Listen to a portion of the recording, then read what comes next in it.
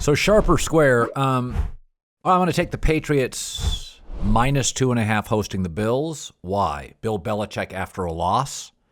They're back home. Buffalo still doesn't run the football. Buffalo will have a little revenge. I don't feel strongly about it, but it feels like the market's telling me at minus 2.5, not 3, to take New England, so I'd take them sharp or square. This is a pros Joe's game.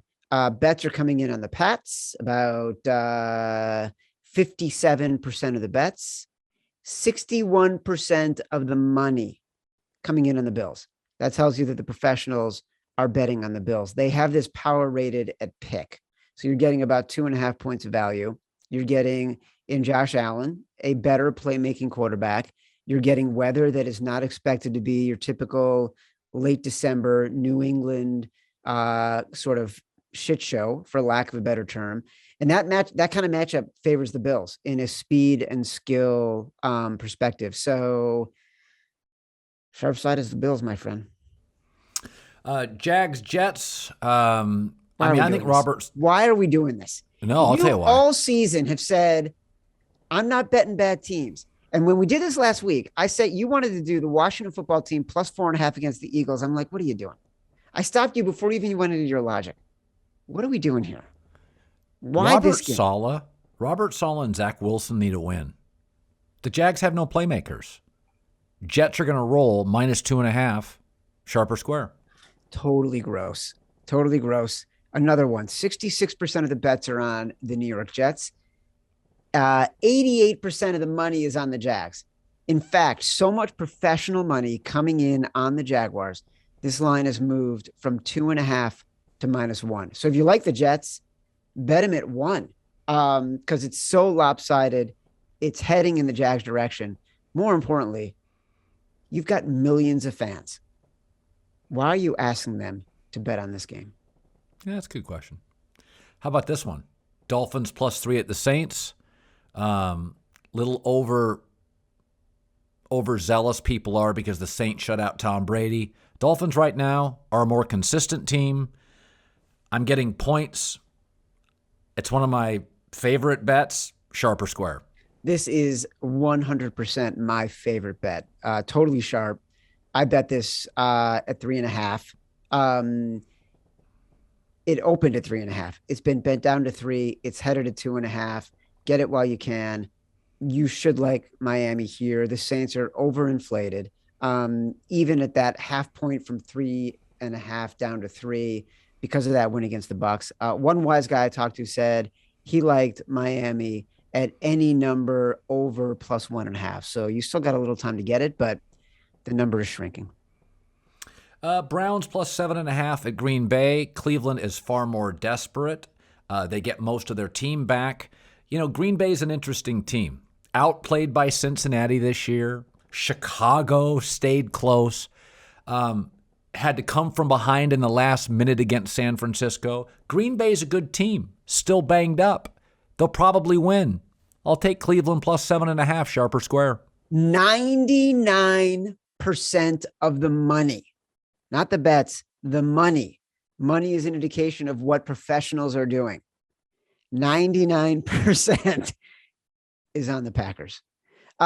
It's no surprise. The line has moved a touch in their direction. There's not a ton of faith in Baker. If he even is going to play, we don't know. Myles Garrett now questionable with a groin he injured on Monday night. We expect regression from the Packers because they've been incredibly good against the spread this year at a pace that is unsustainable. But they did just not cover a game against the Ravens. So some of the air is out of that expected regression. You won't find a ton of pros supporting you in this one, largely because we have so much limited info on who will be playing for Cleveland. And one thing that they are talking about is that even if Cleveland does go full strength, they haven't practiced together in a while. And the Packers, like you say, they're banged up, relatively healthy, right? Like they are getting practice time together. They have been playing together. So you're not sure what you're getting in a Browns team right now. I didn't know the Myles Garrett information. Why didn't I know that? If you told me that, I would have taken Green Bay. It looked like he shredded his groin. on Monday night. Like he was barely walking. So I would be concerned about his ability to play. But don't worry, when we're going to get to the end, I'm going to give you games to think about that aren't the Browns and aren't the Jets and the Jags. Now, the game that's fascinating to me, and there's a game every week I just say, tell me what side I should take. So the Rams are -3 against Minnesota. And I look at that game and I think, God, Rams are on a short week, but the game is crucial because they can still win their division. So Stafford in big spots, I trust more than Kirk Cousins in big spots. This is a very average defense. My gut is Rams -3. Tell me where to go, sharp or square. What's the right side? I think the Rams are the right side. I thought I listened to your radio program today, and I thought it's very good. If you were listening, it's pretty exceptional. It's excellent, and I'm hoping you get discovered. I feel like I'm not out there enough. I feel like someone is going to realize that you've got something to say, and they're finally going to give you they're finally going to give you a platform. But I listened specifically to the segment about OBJ, and I loved how you sort of said he was maybe the 18th most famous person in LA, and like 18th was such a specific insult because it might not even be 180th, right? And it was a great point about Matthew Stafford is better and is more accomplished than OBJ. Cooper Kupp is on pace to have one of the greatest years in receiving history. Aaron Donald is a Hall of Famer. Jalen Ramsey is a generational talent at cornerback, right? So OBJ is coming in, he's doing all these things. And it's really because there's a lot of other ways to emphasize what the Rams are doing that they're doing well. I thought last night was a really interesting game against the Seahawks. They played well. They covered the spread, which I was surprised by. I didn't bet the game, but I thought 7 was a really big number for the Seahawks. The problem with this game, and 3 is the right side, but it was at 2.5 before the game last night. So you're not getting the best of the number. And what you should have been thinking about is, do I like LA last night? If I do, should I bet them right now? Because if they win, that number is going to go up. I still like it at 3. I liked it better at 2.5. All right. Tell me the game, plural. Give me 2 you like and why. All right. Don't hate me because it's disgusting. But the Lions are visiting the Falcons this week. Oh, Jesus. I know. Last week, this line was at 7. The Falcons were favored by 7 points. After the Lions beat the Cardinals and the Falcons got blown out, this line opened at 4. It's now at 6. 6 is a key number. 7 is a key number. In this age of 2-point conversions, in this age of kickers missing a lot of point after tries, 6 is still a good number. Before the Lions beat the Cardinals, I emphasize this got down to 4, right? This was at 7. So you're getting a point of value on a key number because it's at 6. It could have been at 7. But this is really about a comeback to earth spot for Detroit, whose secondary is truly terrible. Jared Goff was in the COVID protocols. And it's a Falcons team that when they play good teams, they're 0-6. When they play bad teams, which is what the Lions are, they're 6-2. They have a negative 145 point differential against good teams. Their point differential against bad teams is positive. This is when the Falcons actually cover. So I like the Falcons, even at -6, even though you're no longer getting the best of the number. Are you ready for something truly disgusting? This is like you wake up oatmeal enema or something like that. Yeah, it's gross. It's professional betting. This is how you get your professional betting plat. The Panthers plus 10.5 against the Buccaneers at home. Well, you know what? Let me throw this at you. Okay. So Darnold may play, but secondly, I talked about this today on the show, if you listen to my exceptional radio show, is that Tom's a creature of habit. So when he went to Tampa, there was all this chaos that he hadn't experienced in 20 years. New house, new schools, new offense, new coach, new system, new teammates. So what did he want? Gronk. He fought for Gronk and a power back because he had a good running game, right, in New England. Once they won the championship, he wanted everybody back. Buccaneers oblige. He was always a great primetime player in New England. He's terrible at night in Tampa because he's become more personally rigid and inflexible because he has so much chaos in his life.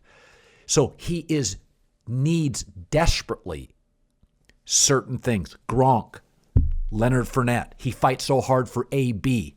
So if you notice, you're going to love this. His last 9 losses in New England, he had no multiple interception games. His 9 losses in Tampa, he's got 6 multi-interception games. He unravels much more quickly in Tampa because of the chaos if he doesn't have certain things he needs. Gronk is out. Leonard Fournette's hurt. He unravels very quickly. Night games don't work anymore. Missing my power running back doesn't work. Missing my ally at tight end. You think this is nuts, right? Carolina's the side here.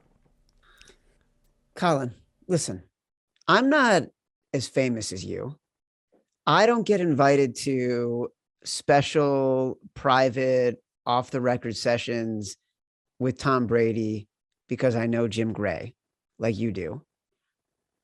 So I can't make this assessment about Tom Brady in the way that you can. But what I can tell you is that 80% of the bets are on the road favorite right now. That is the Buccaneers. When you have that kind of public favorite at more than a touchdown, it historically goes in the direction of the underdog.